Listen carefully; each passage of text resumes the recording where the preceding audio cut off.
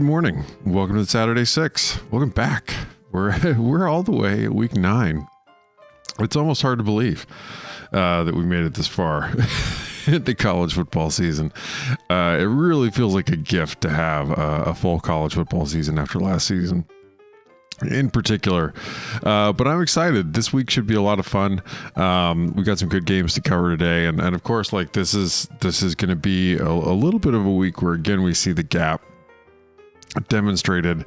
I think one of the things that's become a little more evident, and I think probably more evident even to your average college football fan over the last few seasons, is that rankings aren't, the gap between teams, just because they are ranked, even in a ranking system, say like mine in Beta Rank, the gap between the teams that say 1 and 20 is pretty large.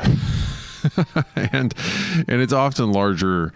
Like you could say the gap between the teams at 1 and 6 or 1 and 7 is larger than the gaps between the teams at like 6 and 30. College football has become a fairly top-heavy sport in a lot of ways, and you have a handful of programs. It's not always the same programs every year. We usually rotate 1 or 2 in the group, but are up there and have a significant distance between them and the rest of the college football sort of populace at large. So, we're going to cover 2 games like that today, where we have, 4 teams in the top 20 in Beta Rank. But the gap between the bottom 2 and the top 2 is pretty large. And then we've got some really close games too. I mean, there's some really good under the radar games today, where you're going to get to see, Texas and Baylor, Florida State and Clemson, in games that are really look like, at least in advanced stats, like toss-ups, right? The matchup should be pretty interesting. So yeah, let's, I'm Rob Bauer, and by the way, I'm the econometrician behind Beta Rank. So this morning, if you're tuning in for the first time, what we do is we just run through 6 games from an advanced stats perspective. We try to do it in 5 minutes per game. So it's not designed to be game day in a way. It's just some advanced stats on some of the more interesting games that are up for the day, including one group of 5 game. And then, try to keep it simple. No sob stories. None of that. So let's go ahead and jump in, because like I said, we've got some good games this week.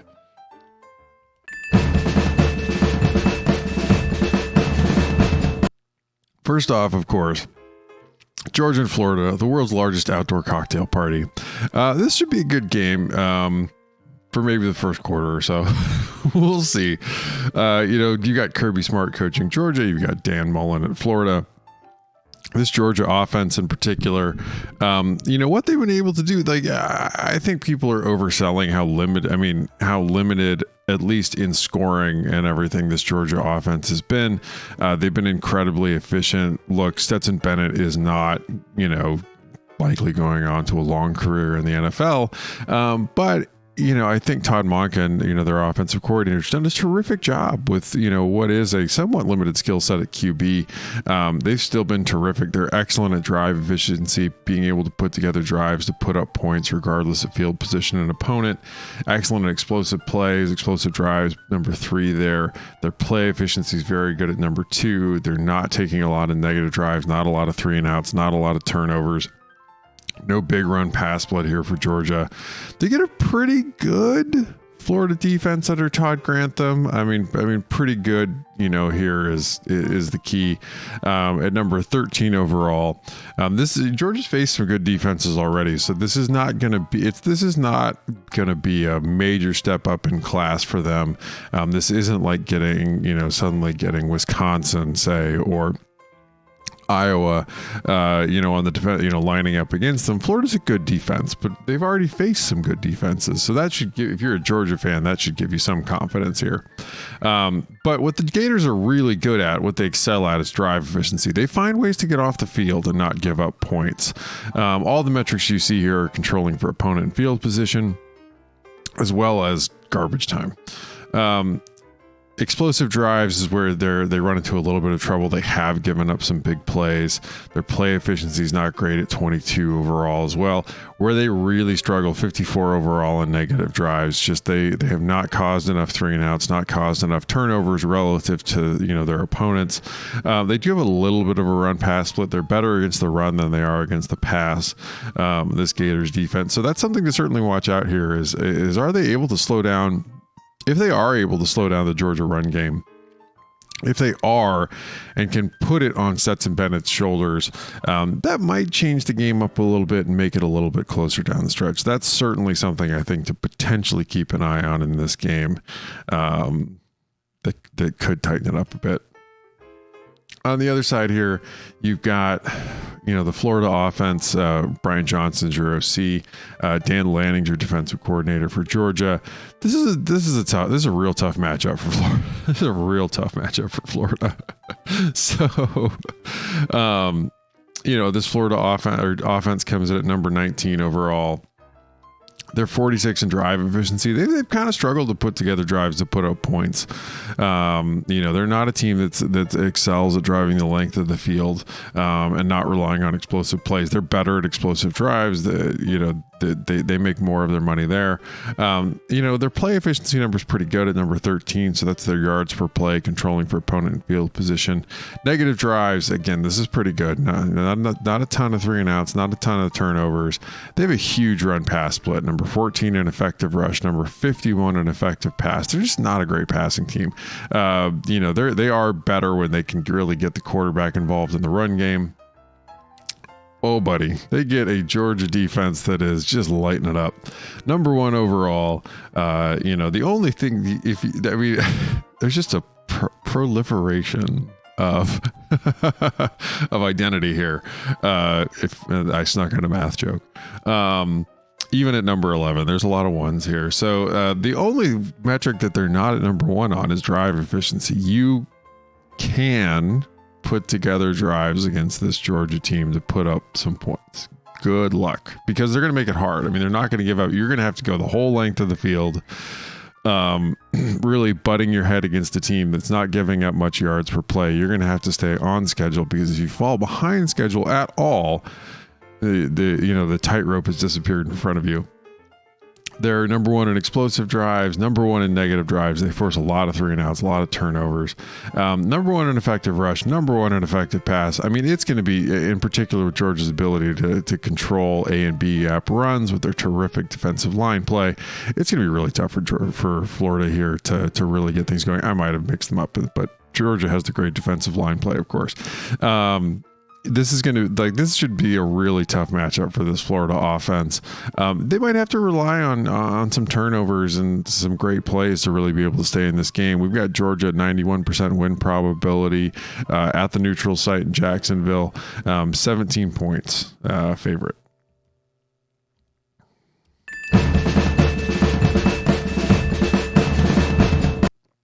Here we go again. So Penn State comes into the Horseshoe. This is gonna be a real tough matchup, but at least on one side of the ball, this should be a lot of fun. So Ohio State's offense comes in at number 1 overall. Ryan Day is your head coach. Of course, James Franklin is your head coach for Penn State. Penn State has struggled, I think, in the last few seasons to really keep up and make this a marquee matchup, as Ohio State has really followed some of the other top programs up into that sort of like what we talked about a little bit earlier, is like establishing a gap between them and the very good teams in college football. The excellent teams have established a gap. Ohio State's managed to make that transition. Penn State certainly has not. I mean, and a lot of these games have turned, which should be marquee games, have really only likely to be close if Ohio State turns the ball over a bunch of times. And this game really isn't any different. This matchup here looks pretty good. Wait till you flip over and we get to see the other side with the Penn State offense. So Ohio State's offense is terrific. They're number 1 overall. Ryan Day is your play caller. Number 10 in drive efficiency here. They excel at explosive drives. They put together big plays. Their play efficiency is great. They don't take 3-and-outs. They don't take turnovers. This is what fascinates me about this offense right here. And this is kudos today. They're at 24 in effective rush, number 1 in effective pass. This is fascinating to me because Day in 2019, when Ohio State was really only second to LSU in offensive statistics, Day has, I think, for my money, the best offensive run scheme in college football. They were a dominant run team. I mean, you're talking about like outclassing an effective rush teams like Air Force, Navy, service academies. This year they're doing it with the pass, and Day, for the most part, has a more complex downfield passing game built on option routes that in a lot of ways key off the run game. I think he's just doing more with Stroud. I mean, Stroud, I think people underrated him earlier when the defense was really bad. There were some, I live in Columbus, Ohio. There were some calls for a QB switch from people that I don't think actually know very much about football. What they really needed was they changed the defensive play caller. Anyway, they get a Penn State defense that's good. I mean, Brent Pryzer, defensive coordinator here, they're number 6 overall. What they are really good at is drive efficiency. They try to make you drive the length of the field, and if they're successful in that, they're going to find ways to get off the field. They're very good at that. Less good at controlling explosive drives. That's a bit of a yikes coming in against Ohio State. Their play efficiency numbers not great at number 30 overall. They're going to give up some yards per play. 21 and only 30 in negative drives. 21 in effective rush. Number 5 in effective pass. So on the bright side, if you're a Penn State fan, where they are good is defending the pass. So you're going to hope that this lineup here, where they are a little more aligned against where Ohio State is, very good, can help out a little bit, but this is going to be a really tough matchup because the Buckeyes still should be able to run the ball pretty well. I think they lean into the pass because they have this great wide receiving core in Stroud, but I don't think Ryan Day's forgotten how to run the football. Flip it over, so this Penn State offense, they've struggled since, Clifford's been injured. Mike Gersich is your offensive play caller here. I think he's the right hire for Penn State if they potentially want to catch up. He did a good job at Oklahoma State and then Texas. They're at number 35 overall. 49 overall. They're at 35 in drive efficiency. That's a decent. It's middle of the Power 5. After that, the numbers really start to fall off. 56 in explosive drives. This isn't a terribly explosive offense. Number 63 in play efficiency. 65 in negative drives. They have a huge run pass split. They're just not really able to run the football well at all, and they're not throwing the ball effectively enough to really make up for it at number 22 in effective pass. So that's something to keep an eye on here. Clifford is likely good to go for this game, but by how much? Ohio State changed defensive play callers. Matt Barnes is your defensive play caller. They've really improved. I mean, this number overall right now at 39 in beta rank, they've been moving up. Beta rank has a time decay built in, so it weights more recent games more as the season goes on. So we still have some weight from their really terrible early season performances against Oregon, against Tulsa in particular. But they've really been improving. I mean, so their drive efficiency number is not great. They've also been playing a lot more freshmen, and letting the younger guys really get out there and play on defense, trying to create more competition for spots. Where they're good in particular is controlling explosive drives, number 21 there. Number 62 in play efficiency, 60 in negative drives. They do have a decent run pass split. They're a little bit better against the run than they are against the pass. That's certainly something to watch out for here against Penn State. Ohio State still doesn't quite have the kind of vintage pass rush where you used to expect them to have a top 10 pick at defensive lineman coming out. So Ohio State, though, at home, really big favorite coming into this game. Did I make the note? Yeah, it's Ohio State is a 91% win probability and 17.45. So this should be it might be raining. Maybe if you're Penn State, you hope that slows down the Ohio State passing attack.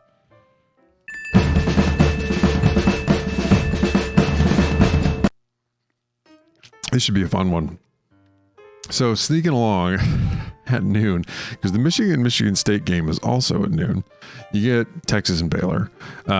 We get Steve Sarkisian and Dave Aranda. And Sark's your offensive play caller here.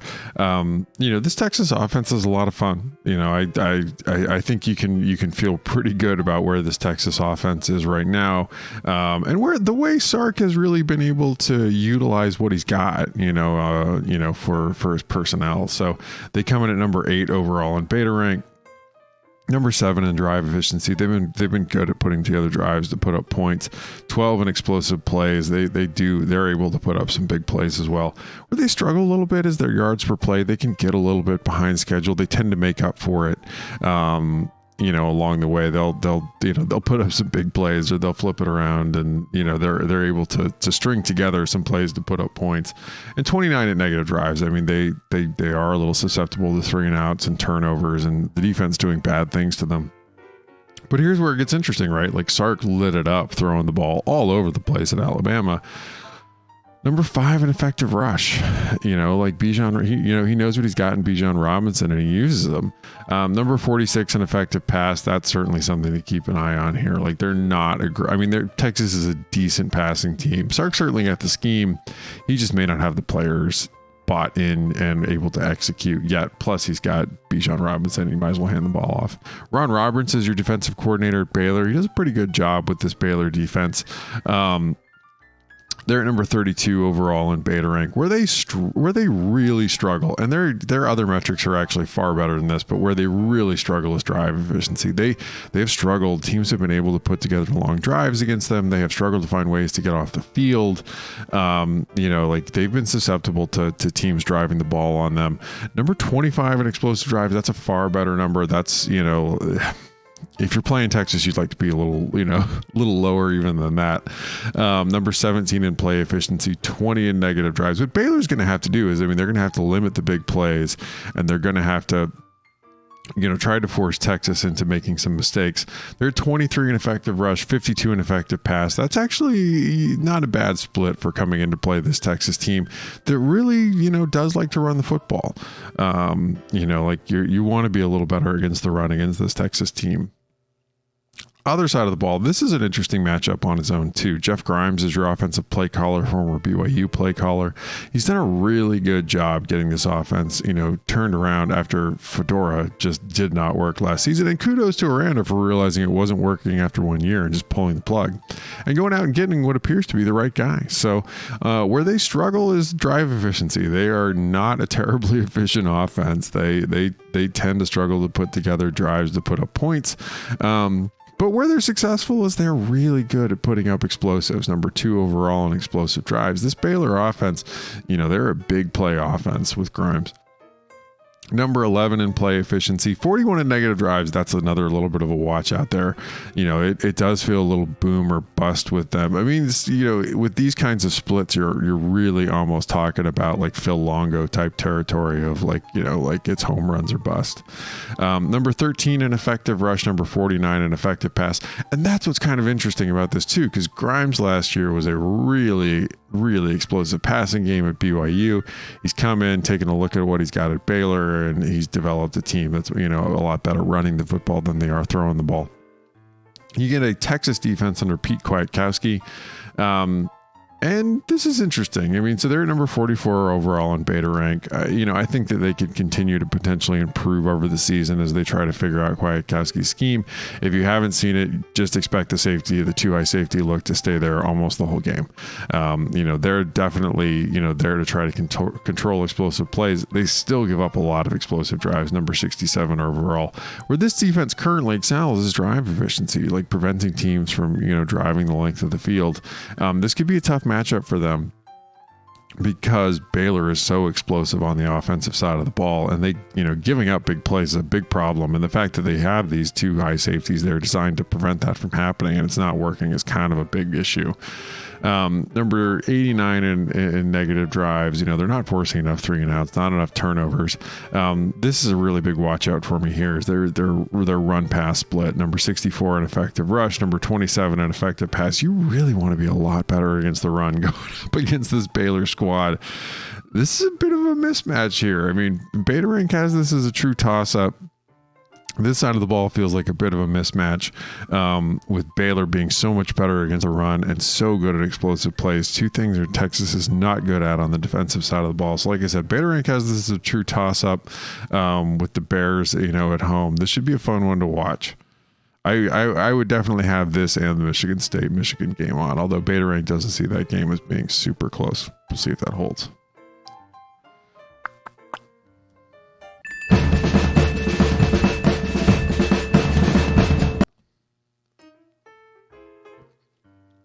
1 second, coffee break. So in comes Florida State and Clemson. This game's at Death Valley. Florida State is under the radar decent. I think this game will tell us a lot about where they sort of sit. This is a Florida State team that I think a lot of people, if this range of results starts to continues to hold, a lot of people are going to be talking about this Florida State team as a surprise team coming into next year. Beta Rank has the Mike Norvell's your head coach here. And then, of course, Dabo Sweeney is your head coach at Clemson. Kendall Briles is your offensive coordinator here for the Seminoles, and of course, Brent Venables at Clemson. But Briles' offense is okay. I mean, they're kind of in the middle of the road in the Power 5, 27 overall.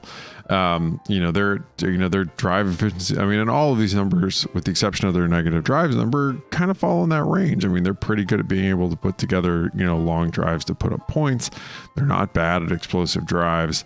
Their play efficiency is pretty good. Where they struggle is 3 and outs and turnovers. I mean, there's some consistency issues there to certainly work on.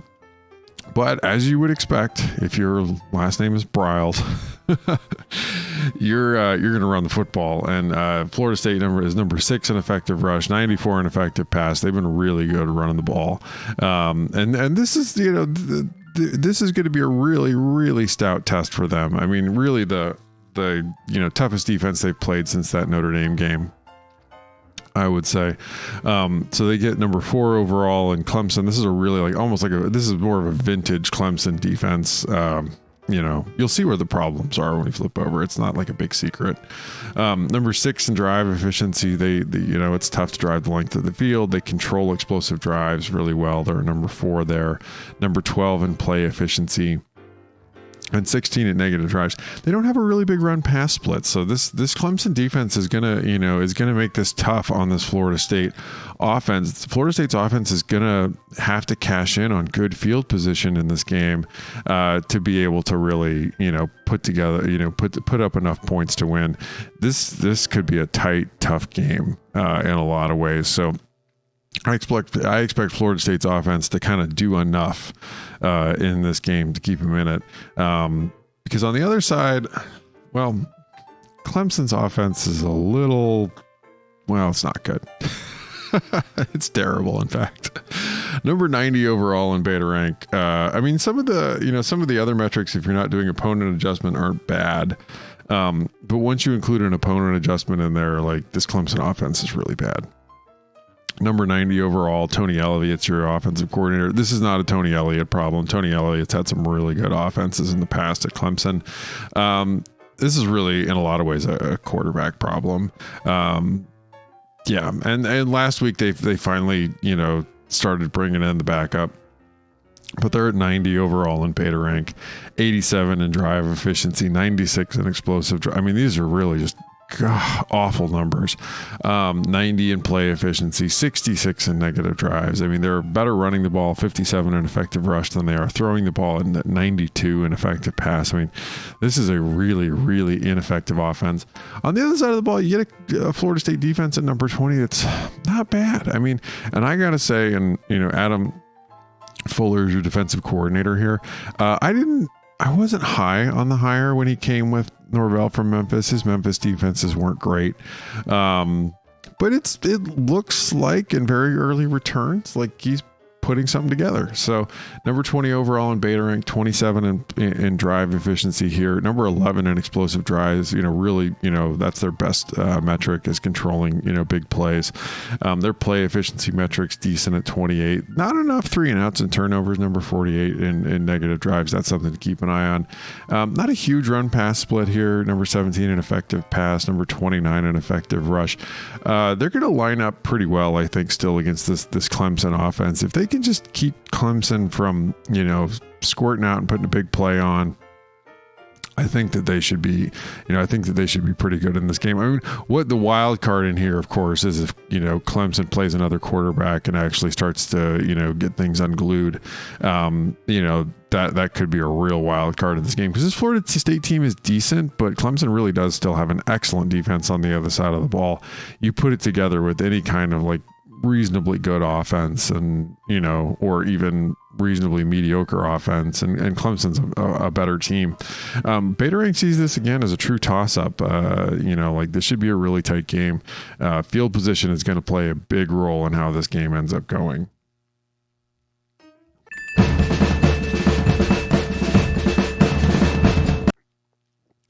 Yeah, this should be a fun one. Ish. So, UCLA at Utah.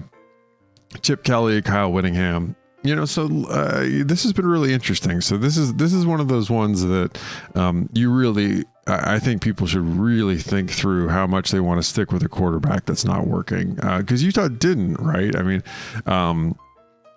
they benched their QB. He's ended up already transferring out. It was absolutely not working. And in comes Cameron Rising, and man, it's worked. So Andy Ludwig's your offensive coordinator for the Utes. Jerry Azzanaro, who mystifyingly made it into this year, keeping his job. I don't know. I mean, if Chip Kelly has any sense and keeps his job, Azzanaro will not be back after this season. But this Utes offense is pretty good. But man, they're boom or bust. They are like a Phil Longo offense. It's home runs or 3 and outs. Number 93 in drive efficiency. They don't put together a lot of long drives to be able to put up points. They're a big play offense. Cam Rising really opens things up for them. You will see Utah doing things like passing downfield to the wide receivers, which you really haven't seen in a long time. A really long time. So but Rising adds a dimension to this offense, and a little bit with his mobility and ability to buy time. I mean, the offensive line's still not great. So Rising's ability with his legs certainly helps as well. I mean, he's a pretty smart QB. Number 26 in play efficiency, their yards per play is pretty good. Number 5 in negative drives, not a lot of 3 and outs, not a lot of turnovers. They usually find a way to get a first down. Then they may struggle to put up points. Then they may need to put up a big play. But no big run pass split here.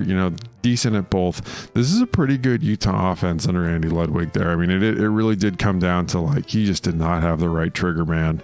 Last year with Bentley. Why am I forgetting the guy's name? The Baylor transfer that came in. I told everybody he was not good. No one listened to me. This UCLA defense is, they're bad. 81 overall in beta rank. And to be this bad with the way UCLA can recruit is really, frankly, embarrassing. And really, you see how much they miss Odigizua up the middle. Here that really helped this defense stay a little more respectable. Their drive efficiency is not great. You can absolutely put together long drives to put up points against these guys. 48 in explosive drives that's a decent metric comparatively. Their play efficiency is okay at 49. Negative drives, not enough 3 and outs, not enough turnovers. You can absolutely throw the ball on this UCLA team. That's something to watch out. Rising could have a really big day throwing the football around. Flip it around. You got a decent UCLA offense. Dorian Thompson-Robinson looks like he's going to play. He was having some issues with his hand. He really toughed it out. The last couple of weeks he's been carrying this UCLA offense on his back. Number 19 in drive efficiency. They are pretty good at putting together drives to get points. A little less good at explosive drives. They're not a hugely explosive offense. 22 in play efficiency. They're at number 44 overall in negative drives. Few too many 3 and outs, few too many turnovers for them. Big run pass split, number 15 in effective rush, 71 in effective pass. I mean, keep an eye, of course, on Greg Dulcich, their tight end. He's really good. He's going to get a lot of play in their downfield passing game. But this is a run first team. Thompson-Robinson's runs quite a bit and more than you would have expected. I mean, what it would have expected this season, given how little he ran in years past comparatively. But he has added that into the game. That certainly helped open things up for them. This Utah defense isn't quite a vintage Utah defense. They're at 35 overall. I don't think they have the defensive line play that they really need to kind of hold things down. Morgan Scaley is your defensive coordinator here. Chip Kelly, of course, calls the plays for UCLA. Number 76 in drive efficiency. They struggle. You can put together long drives to put up points. We certainly saw Oregon State do this against them. Number 10 in explosive drives. This is their bread and butter, in this season. They are able to contain big plays. Their play efficiency number is pretty good at 25, 40 in negative drives. Not enough 3 and outs, not enough turnovers. I mean, they just struggle in a lot of ways to find ways to get off the field sometimes. No big run pass split here. I expect UCLA is going to be able to put up some points here, but are they going to be able to keep up with the Utah offense? I'm less sure there. Certainly we've got this as Utah 77% win probability, 8.34, favorite at home.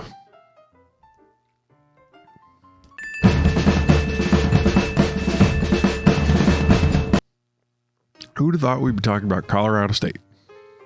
So Andy Avalos is your head coach for Boise. Steve Adazio is your head coach for Colorado State. This should be an interesting matchup here. You've got a Boise State offense at number 54. That's not bad for a group of 5 team. It's not great, but it's not bad. Tim Plow's your offensive coordinator here. Their drive efficiency, they struggle a little bit, 71 overall. Again, 71 in explosive drives. They're not great there either. Their play efficiency is okay at 61. Where they excel is they come onto the field and find ways to make sure that the field position at least moves. And they're number 13 in negative drives. They don't take a lot of 3 and outs. They don't take a lot of turnovers. They have a huge run pass split. This is a very effective passing team. Number 15 in effective pass, 117 in effective rush. They get a Colorado State defense that's actually pretty good. 22 overall in beta rank. Chuck Heater has done a fantastic job with this defense here. Number 48 in drive efficiency. Comparatively, this is their worst metric. You can put together some drives against this defense to put up points, but they do a really good job of controlling explosive plays at 28. Number 36 in play efficiency here. Number 10 in negative drives. They force a lot of 3 and outs, a lot of turnovers. That's going to be a matchup of strength on strength. So keep an eye on how these teams perform and who's winning when the teams come right back on the field to for that first series. Who's winning that first series is going to tell a lot, because that's where these teams both excel. They both usually come onto the field with a really good plan. And also Colorado State forces some turnovers. So let's see if they can get to Backmeyer and force some turnovers. 20 in effective rush, 34 in effective pass. That's a little bit more of a watch out. It's not bad. That's not like a huge run pass split, but certainly you'd rather have that flipped going up against an offense that's going to throw the ball as much as Boise State is here. Flip it around. This is where the problems really come in for Colorado State. John Budmeyer is your offensive coordinator for CSU. Because college football, you scale all the way to 130. The group of 5, it's useful to ponder it in a 65 to 130 type scale, right? Just as it is useful if you're looking at a Power 5 team to think of them on a 1 to 65 scale. So, you might look at a team and say 60 is average, right? But if you're saying for the Power 5, that's pretty bad. For the group of 5, that's actually pretty good. These teams, of course, those programs have very, very different resources across those two different groups of college football teams. But this offense, they're okay. 82 in drive efficiency, 86 in explosive. I mean, I say that like the very best group of 5 offenses, though, can often rank up in the top 25. 86 in explosive drives, 86 in play efficiency. I mean, they're none of these numbers really stand out. They're decent at a lot of these things. 70 at negative drives. Their run pass split isn't big. They do tend to run the ball a bit more effectively than they do throw the ball around. They get a pretty good Boise defense, though. Spencer Danielson's your DC here. Number 30 overall in beta rank. Number 41 in drive efficiency, 51 in explosive drives. Colorado State, it might need to find a way to put up some big plays here. 56 in play efficiency. Where they excel is negative drives, forcing 3 and outs, forcing turnovers, forcing bad things to happen to the offense. They have no big run pass split, 32 in effective rush, 38 in effective pass. This game is, again, like we just kind of talked about with the Florida State game. field position could play an important part here. I certainly think this matchup of getting to see this Boise offense against a pretty good Colorado State defense is certainly something that's worth watching. Should be kind of a fun matchup here. This Colorado State offense, though, they're going to have to come a little bit unstuck against a very good, Boise defense here. If they're going to want to be able to hang in the game and put up some points, they might need their defense to really, hang on and force them and give them some really good field position in order to come up with some points to be able to win this game if they're here. But this isn't so far out. I mean, Boise's got a 65% win probability here, 4-point favorite on the road in Beta Rank. This is definitely one. Boise turns the ball over once. This game is basically a toss-up. They turn it over twice, they're going to be the underdog, right? So keep an eye on the turnovers too here, because this is, does project certainly to be a really tight game. Should be a lot of fun. And that's it. We did it. That's the 6. Like I said, this should be a really fun week. Again, are we going to be able to see teams that we expect to put distance between themselves and other very good teams in college football? Are we going to continue to see that, with teams like Georgia and Ohio State?